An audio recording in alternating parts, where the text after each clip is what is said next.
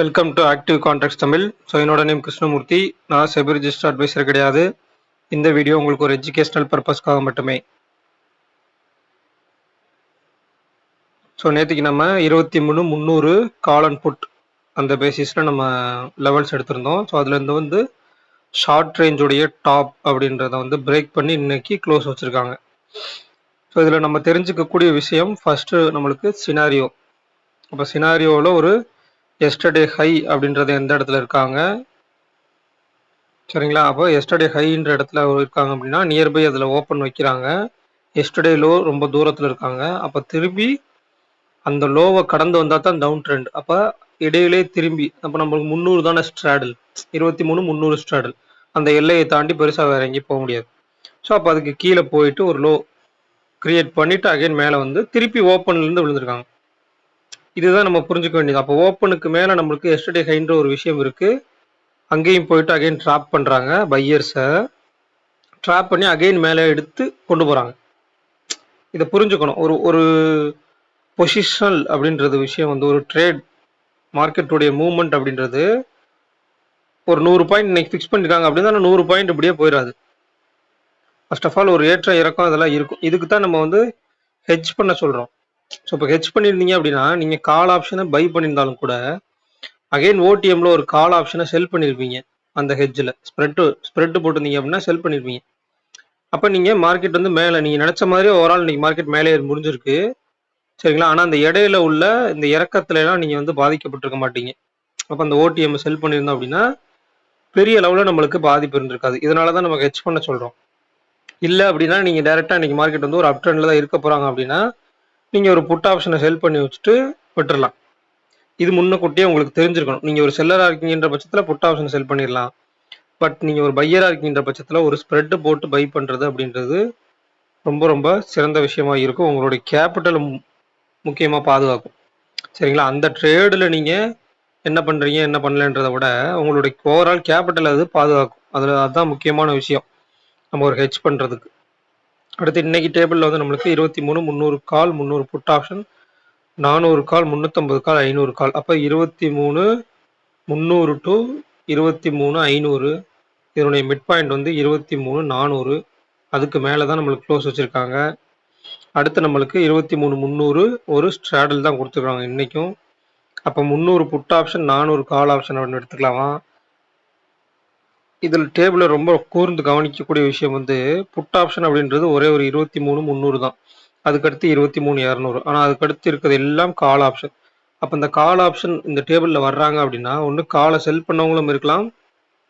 Maximum இந்த டேபிளில் இருக்கவங்க எல்லாருமே காலை வந்து செல் பண்ணவங்களா தான் இருக்கும். அப்போ நாளைக்கு மார்க்கெட் மேலே ஓப்பன் ஆகிட்டாலும் இந்த ஓப்பன் ஒரு சில இடத்துல பார்த்துருப்பீங்க, ஓப்பன் ஆன உடனே டக்குன்னு மார்க்கெட் கீழே விழுந்துரும். ஒரு கேப் அப்பில் ஓப்பன் பண்ணிட்டு ஓப்பன் ஆன உடனே டக்குன்னு கீழே விழுகிறது. அதெல்லாம் இந்த மாதிரி சினாரியோவில் மேக்சிமம் நடக்கிறதுக்கு வாய்ப்புகள் அது. ஏன் அப்படின்னா ஒரு கால் ஆப்ஷனை செல் பண்ணவங்க அடுத்த நாள் வந்து ஒரு கேப் அப் நடக்கும்போது அங்கிருந்து அகைன் ஒரு ஆவரேஜோ இல்லை அகைன் அந்த ப்ரீவியஸ் க்ளோஸ் ப்ரைஸ் அப்படின்ற ஒரு இடத்துக்கு கொண்டு வர்றதுக்கு வாய்ப்புகள் இருக்கும். ஸோ அதனால் இந்த மாதிரி விஷயங்கள்லாம் நடக்கும். இப்போ இன்றைக்கி நம்மளுக்கு 23,300 புட் ஆப்ஷன் குறைந்தபட்சது, அதிகபட்சது நியர்பை இருக்குது 23,400 கால் ஆப்ஷன். அப்போ 400 கால் ஆப்ஷனுடைய லோ இன்னைக்கு லோவுக்கு மேலே நாளைக்கு நிற்கணும். அதாவது 23,420க்கு மேலே நிற்கணும். அதுக்கடுத்து 23,474க்கு மேலே நிற்கணும். இந்த 2 லெவலும் ரொம்ப ரொம்ப முக்கியம். அப்போ கால் ஆப்ஷனுடைய ஷார்ட் ரேஞ்ச் அப்படின்னு எடுத்துக்கிட்டா 23,474. புட் ஆப்ஷனுக்கு அப்படின்னு வச்சுக்கிட்டீங்கன்னா 23,254. சரிங்களா? இதுதான் லெவல்ஸ். அப்போ இது ஷார்ட் ரேஞ்சு. இந்த ப்ரீமியத்தை ப்ளஸ் பண்ணிங்கன்னா 74 ப்ளஸ் ஒரு 46 அப்படின்ற பட்சத்தில் 50, 120 பாயிண்ட். அப்போ 23,520 அப்படின்றது ஒரு ஷார்ட் ரேஞ்சுடைய டாப். அப்போ அதுலேருந்து 120 மைனஸ் பண்ணிட்டீங்க அப்படின்னா 23,180 அப்படின்றது ஒரு வைட் ரேஞ்சுடைய பாட்டம். இதுதான் லெவல்ஸ். இதுக்கப்புறம் தான் நம்ம இம்ப்ளைடு வாலட்டிலிட்டியை பார்க்கணும். ஸோ இந்த இம்ப்ளைடு வாலட்டிலிட்டி நாளைக்கு எப்படி ரியாக்ட் பண்ண போகிறாங்க அப்படின்றது. ஏன் அப்படின்னா நாளைக்கு ஒரு எக்ஸ்பைரி. ஸோ அப்போ எக்ஸ்பைரி அப்படின்ற பட்சத்தில் நம்மளுக்கு இந்த 0 to ஹீரோ அப்படின்றது இருக்குது. மிக மிக முக்கியமாக கூர்ந்து கவனிக்கக்கூடிய விஷயம் 0 to ஹீரோ மார்னிங் ஓப்பன் ஆனதுக்கப்புறமே உடனே கூட நடக்கிறதுக்கு வாய்ப்புகள் இருக்குது, சரிங்களா? அப்போ ஓப்பன் ஆனவுடனே ஒரு ரேஞ்ச் ஃபிக்ஸ் பண்ணும்போது கூட 0 to ஹீரோ அமையலாம். எல்லாருமே அந்த 2.15க்கு மேல பார்க்கறத தவிர்த்துருங்க. 0 டூ ஹீரோ அப்படின்றது டே டைம் ஃப்ரேம்ல காலையில, அதாவது இன்ட்ராடேல காலையிலேயே கூட நடந்து முடிஞ்சிரும். சரிங்களா? அப்போ ஒரு ரேஞ்ச் ஃபிக்ஸ் பண்ணணும். இந்த மார்க்கெட்ல நம்ம ஆக்டிவ் கான்ட்ராக்ட் ஸ்டேபிள்ல வச்சுட்டு ஒரு ரேஞ்ச் ஃபிக்ஸ் பண்ணிட்டோம் அப்படின்னா, அந்த ரேஞ்சுடைய எட்ஜ்ல எங்க ஓப்பன் ஆகுறாங்களோ, ஓப்பன் ஆகும் பட்சத்தில் அகைன் கீழ வந்தாங்க அப்படின்னா, அது 0 டூ ஹீரோவுக்கான வாய்ப்பா இருக்கும். இப்போ கால் ஆப்ஷன் சைடு நம்மளுக்கு ஆவரேஜா ஒரு 12, 13, புட் ஆப்ஷன் சைடு அதிகமா இருக்காங்க. அப்ப நாளைக்கு மார்க்கெட் வந்து ஓப்பனுக்கு மேலயா இல்ல ஓப்பனுக்கு கீழயான்றத பொறுத்து. இப்போ ஓப்பனுக்கு கீழேனாலும் மார்க்கெட் கீழ வருமா அப்படின்னு கேட்டீங்கன்னா, அது எஸ்டர்டே லோவுக்கு கீழ இருந்தா தான் கீழ வரும். அதர்வைஸ் மார்க்கெட் வந்து பெருசா ஒரு டவுன்ஃபால் ஆகுறதுக்கு சான்சஸ் கம்மி. ஸோ 2வது இன்னொரு முக்கியமான விஷயம்ன்றது, நாளைக்கு எக்ஸ்பைரி. சரிங்களா? எடுத்த உடனே மார்க்கெட் வந்து ஒரு 300, 400 பாயிண்ட் பெரிய ரேஞ்ச் குடுக்க மாட்டாங்க. அப்படி குடுக்குறதுக்கு வாய்ப்புகள் கம்மி. ரொம்ப ரொம்ப கம்மி. ஏன்னா எக்ஸ்பைரில ஆல்ரெடி அவங்க ஒரு பொசிஷன்ஸ்க்கு முந்தைய நாளே பொசிஷன்ஸ கிரியேட் பண்ணி வச்சிருந்தாங்க அப்படின்னா, அதுக்கு நடுவுலயே தான் முடிக்கிறதுக்கு அதிகபட்ச வாய்ப்பு. சரிங்களா? அப்படி இருக்கும் பட்சத்துல வந்து, சடனா ஒரு எக்ஸ்பைரில வந்து பெரிய மூவ்மெண்ட். நீங்க இதுவரைக்கும் நிஃப்டிக்கு வந்து தேர்ஸ்டேல தான் எக்ஸ்பைரி நடந்திருக்கு. கடந்த ஒரு 100 எக்ஸ்பைரியில எத்தனை எக்ஸ்பைரி மார்க்கெட் ஒன் சைடா முடிஞ்சிருக்காங்க அப்படின்றத பேக் டெஸ்ட் எடுத்தீங்கனாலே, மேக்ஸிமம் எக்ஸ்பைரி சைட்வேஸ்ல தான் போய் முடிஞ்சிருக்கு. ஸோ அதனால கொஞ்சம் எக்ஸ்பைரி அப்ப கேர்ஃபுல்லா இருக்கும். பிரீமியம் நம்மளுக்கு லோவா கிடைக்கும். சரிங்களா? பிரீமியம் லோவா கிடைக்குது அப்படின்றதுக்கோசரம், அத போய் அகைன் அண்ட் அகைன் வந்து பை பண்ணி அதுல போய் லாஸ் பண்றத தவிர்க்கணும். ஸோ எந்த இடத்துல மூவ்மெண்ட் குடுப்பாங்கன்றத தெரிஞ்சுட்டு பை பண்ணணும். ஸோ பிரீமியம் கம்மியா இருக்கு. இன்னைக்கு பை பண்ணோம் அப்படின்னா, ஒரு நல்ல சான்ஸு மேல நல்ல மூவ்மெண்ட் குடுத்தாங்கன்னா, ப்ராஃபிட் கிடைச்சிரும் அப்படின்னு சொல்லி பை பண்ணக்கூடாது. முதல்ல இங்கே சினாரியோ என்ன இருக்கு? டேபிள்ல என்ன குடுத்துருக்காங்க? இம்ப்ளைட் வாலட்டிலிட்டி என்ன சொல்லுது? ஆப்ஷன் பிரீமியம் என்ன சொல்றாங்க? நேத்திக்கு செல் பண்ண கால் ஆப்ஷன் செல் பண்ணவங்கலாம் எந்தெந்த இடத்துல செல் பண்ணியிருக்காங்க? புட் ஆப்ஷன் செல் பண்ணவங்கலாம் எந்தெந்த இடத்துல செல் பண்ணியிருக்காங்க? மார்க்கெட் இன்னைக்கு அந்த இடத்துல போயிட்டு ஓப்பன் ஆனுச்சுன்னா, அங்கேருந்து திரும்புமா? கீழ வந்தா எந்தெந்த லெவல்ஸ்லாம் வர வேண்டியது இருக்கு? இல்ல ஓப்பனுக்கு மேல போனால் எந்தெந்த லெவல்ஸ்லாம் அவங்க ரீச் பண்ண வேண்டியது இருக்கு? இந்த மாதிரி விஷயத்தலாம் அனலைஸ் பண்ணிட்டு இது பண்ணணும். இப்போ ஒரு 10 பாயிண்ட் எடுக்கிறோம்னா அப்படின்னா, ரூ. 750 அதுக்கு இன்வெஸ்ட் பண்ணாலும், அந்த ரூ. 750 நம்ம பணம் தான். ஸோ அப்ப அத கொஞ்சம் கேர்ஃபுல்லா தான் இன்வெஸ்ட் பண்ணணும். சரிங்களா? ரூ. 19 வெறும் ரூ. 750 தானே போனா போயிட்டுன்னு விட்டுட்டீங்க அப்படின்னா, இந்த மாதிரி ஒவ்வொரு எக்ஸ்பைரிக்கும் நெறைய பேர் இழந்துட்டு இருக்காங்க எனக்கு தெரிஞ்சு. சும்மா ஒரு லக்ல இருந்துரும்ல. Market does not giving money to you luck. முழுக்க முழுக்க உங்க ஸ்கில்லுல தான் இதுல இருக்கு. ஒரு லாட்டரி சீட்டு, ஒரு கேம்பிளிங்கு இந்த மாதிரி ஐட்டத்துக்கு ஒரு விஷயத்துக்கு போகும்போது தான் உங்களுக்கு லக்கு. ட்ரேடிங்னு பொறுத்த மட்டும் லக்கு கிடையவே கிடையாது. முழுக்க முழுக்க உங்களுடைய ஸ்கில் தான். ஸ்கில் நீங்க எவ்வளவு தூரம் அனலைஸ் பண்றீங்கன்றத பொறுத்து. சரிங்களா? ஸோ அடுத்தது வந்து நம்மளுக்கு பேங்க் நிஃப்டி. பேங்க் நிஃப்டில ஒரு விஷயம் சொல்லியிருந்தோம். நேத்திக்கு நம்ம 52,600ன்னு சொல்லி. ஸோ அந்த 52,600 கட் பண்ணிட்டாங்க அப்படின்ற பட்சத்துல மார்க்கெட் வந்து கீழ வர்றதுக்கு வாய்ப்புகள் கம்மி அப்படின்னு சொல்லி.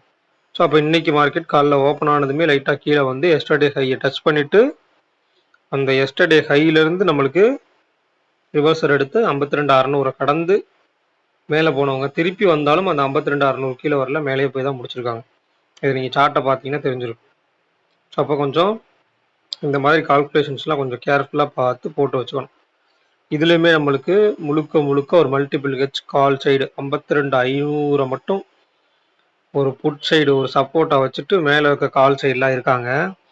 52,500 கால் 500 புட் ஆப்ஷன் கொடுத்துருக்காங்க அப்படின்னா 52,500 புட் ஆப்ஷனுடைய க்ளோஸ் 328. இப்போ 52 172. அடுத்து 52,500 காலுடைய க்ளோஸ் 896 அப்படின்னா கிட்டத்தட்ட 53,396. சரிங்களா? மார்க்கெட் இப்போ எங்க முடிச்சிருக்காங்க? 53,117. அப்போ 316 அப்படி.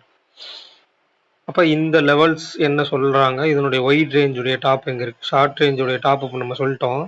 Short range top and bottom. So இதுக்கு nearby yesterday high and yesterday low and அடுத்த நாள் ஆகக்கூடிய ஓப்பன், அதுக்கப்புறம் எஸ்டர்டே க்ளோஸ்.